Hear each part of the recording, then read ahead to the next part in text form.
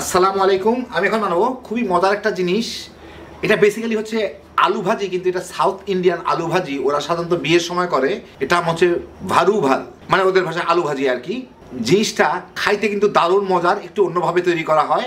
রুটি, পরোটা কিংবা ভাত যে কোনো কিছু দিয়েই খেয়ে ফেলা যায়। তৈরি করা খুবই সোজা।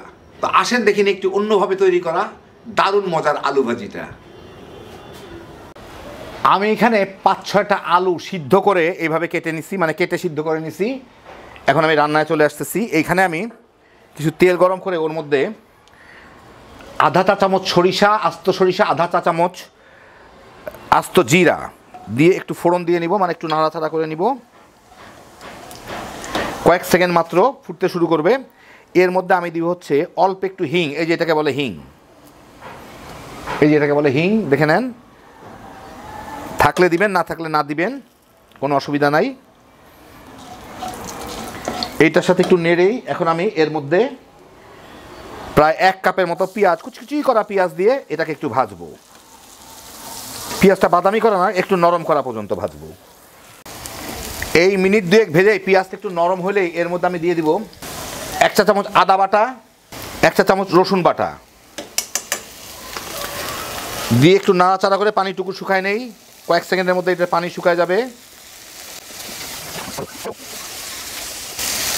পানিটা শুকায় গেলেই আমি এর মধ্যে দিয়ে দিব 2টা বড় সাইজের টমেটো আমি কেটে রাখছি, কুচি করে রাখছি, ওইটা দিয়ে দিলাম। সাথে স্বাদ মতো একটু লবণ দিয়ে আমি এটাকে একটু ভেজে নিব, যাতে টমেটোটা একটু নরম হয় আর কি। আমি কিন্তু হাই হিটে রান্নাটা করতেছি। 3-4 মিনিটের মধ্যে টমেটোটা একটু নরম হয়ে আসলেই আমি এর মধ্যে দিয়ে দিব 2-3টা কাঁচামরিচ আমি কেটে রাখছি, একটু ওইগুলো দিয়ে দিই। 1 চা চামচ হলুদের গুঁড়া, প্রায় 1.5 চা চামচের মতো ধনিয়ার গুঁড়া। জিরা আমি আগে দিচ্ছি, এখন আর দেওয়ার দরকার নাই, কেউ চাইলে দিতে পারেন। স্বাদ মতো মরিচের গুঁড়া দিয়ে এইটাকে আমি একটু নাড়াচাড়া করে নিব মিনিট খানেক, যাতে একটু ভাজা ভাজা হয় আর কি মশলাগুলা, বিশেষ করে কাঁচামরিচটা।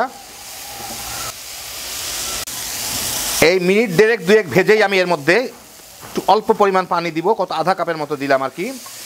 দিয়ে আমার এইটাকে একটু মিলায় আমি একটু লবণটা দেখে নিই। এই ফাঁকে একটা জিনিস, হ্যাঁ চলবে। এইটাকে আমি একটু ঢেকে মাঝারি আছে জাল দিব, যাতে ভালো মতো গলে যায়। পেঁয়াজটাও কিছুটা গলে, টমেটোটাও কিছুটা গলে। 3-4 মিনিট জাল দিয়েই দেখেন তেল উপরে চলে আসছে, ভালো হয়েছে। মোটামুটিভাবে গলছে, অত না, যাই হোক অসুবিধা নাই। এর মধ্যে আমি আলুগুলাকে দিয়ে দিব, দিয়ে এর সাথে ভালো মতো মেখে একটু জাল দেবো। একটু চেপে চেপে দিলে আলুগুলো একটু যাতে ভাঙ্গা ভাঙ্গা হয়, তাহলে ভালো হয় আর কি। আস্তে আস্তে না থাকে, এগুলো ভাঙ্গা ভাঙ্গা হইলে মোটা আধা ভাঙ্গা আর কি, খুব একটা ভাঙ্গা না আবার।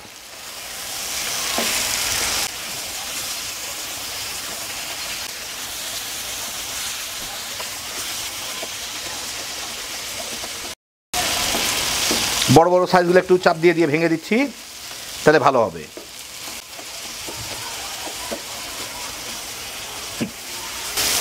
একটু বেশি মাখা মাখা হয়ে গেল, আমি সেজন্য অল্প একটু পানি দিব এর মধ্যে। এটা আরও 2-3 মিনিট একটু রান্না করতে হবে, যাতে আলুর ভিতরে কিছুটা মশলা ঢুকে। আমি চুলার জালটা একটু বাড়ায় দিলাম। পানিটা জলদি ফুটে উঠছে। এখন আমি এটাকে ঢাকা দিয়ে মিনিট 3-4 রান্না করব। চুলার আঁচটা মাঝারি করে দিলাম, যাতে ঝট করে পুড়ে না যায়। 2 একবার নেড়ে দিব, উলট পালট করে দিব। 4-5 মিনিট জাল দিয়ে আমি কয়েকবার নেড়ে দিছিলাম। এখন না লাগে না, এখনো লাগছে, কিছু কিছু জায়গা লাগছে, যাই হোক আমি জালটা কমায় দিই। এখন আমি এর উপরে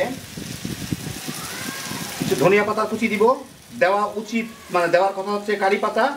আমার কাছে কারি পাতা নাই, ধনিয়া পাতা আছে। 2টার নামের শেষেই পাতা আছে, পাতা একটা দিলেই হলো আর কি খাওয়ার মতো। আপনার কারি পাতা থাকলে দিয়ে নিয়েন, নাহলে আমার মতো ধনিয়া পাতা দিয়ে চালায় দিয়ে। আর 1 চা চামচ গরম মশলার গুঁড়া দিয়ে এটাকে একটু মেখে নিব। চুলার জালটা কমে রাখছি, কমেই থাক। আমি একটু চেখে দেখছিলাম, দারুণ মজা হয়েছে জিনিসটা। দেখতে যেমন সুন্দর, খাইতে বোধহয় মজা হবে অত। আমি এটাকে ঢেকে দিয়ে এখন চুলাটা বন্ধ করে দিই। একটু পরে আপনাদের আমি পরিবেশন করে দেখাচ্ছি। এই দেখেন কত সহজে হয়ে গেল আমার দারুণ মজা সাউথ ইন্ডিয়ান আলু ভাজি। আমি এখানে খালি কারি পাতার বদলে ধনিয়া পাতা দিলাম, তেমন আহামরি তেমন কোনো ব্যাপার না। জিনিসটা দেখতে যেমন সুন্দর, খাইতে কিন্তু দারুণ মজা। আপনার নিজেরা একবার চেষ্টা করে দেখেন, সবাই খুব পছন্দ করবেন আশা করি। তো আমার মতো যদি একটু চিনি দেওয়া যেত শেষের দিকে, তারা আরও বেশি মজা হইতো। তো যাই হোক, অনেকে ডায়াবেটিস আছে, চিনি খান না, কিন্তু একটু দিয়ে দেখতে পারে। হ্যাপি জোশের একটা আইটেম, তৈরি করা খুবই সহজ, তেমন কোনো বেশি জিনিসপত্র লাগে না। আর হিংটাকেও দিতে পারেন, নাও দিতে পারেন, না থাকলে না দিলে তেমন কোনো ক্ষতিবৃদ্ধি হয় না, কারণ হিংয়ের আমি কোনো ফ্লেভার পাই না। যাই হোক, এটা হয়তো আমি পাই না, আপনারা পাইতে পারেন, কিন্তু হিং না দিলেও একই রকম দাঁড়াবে প্রায়। দেখতে যেমন সুন্দর, খাইতে তেমনই মজা। খালি বানাইবেন আর তামা গরম গরম রুটি, পরোটা কিংবা নান রুটি দিয়ে খায় ফেলাইতে পারবেন। সকালের নাস্তার জন্য দারুণ একটা জিনিস, বাচ্চা বড় সবাই পছন্দ করবেন। আল্লাহ আপনাদের সবাইকে ভালো রাখুন, সুস্থ রাখুন, নিরাপদে রাখুন। ইনশাআল্লাহ বেঁচে থাকলে আবার দেখা হবে। আল্লাহ হাফিজ।